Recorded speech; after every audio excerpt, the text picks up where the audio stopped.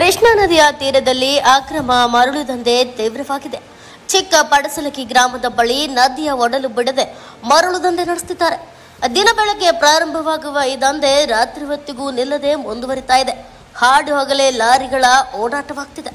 ನದಿ ತೀರದಲ್ಲಿ ಅಕ್ರಮವಾಗಿ ಅಗೆದ ಮರಳು ಟ್ರ್ಯಾಕ್ಟರ್ನಲ್ಲಿ ತುಂಬಿ ಸಾಗಾಟ ಮಾಡುತ್ತಿದ್ದಾರೆ.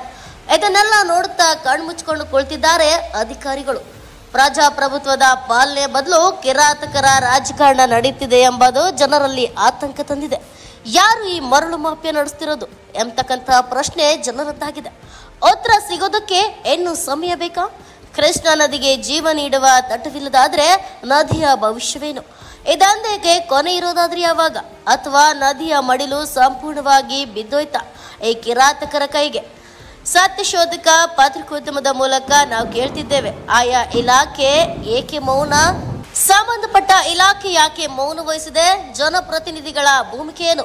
ಇದು ನಿಷೇಧಿತ ಕೃತ್ಯವೆಂದು ತಿಳಿದಿದ್ರು ಕಾನೂನನ್ನ ಕೈ ಹೊತ್ತು ನಿಂತಿರೋದ್ಯಾಕೆ?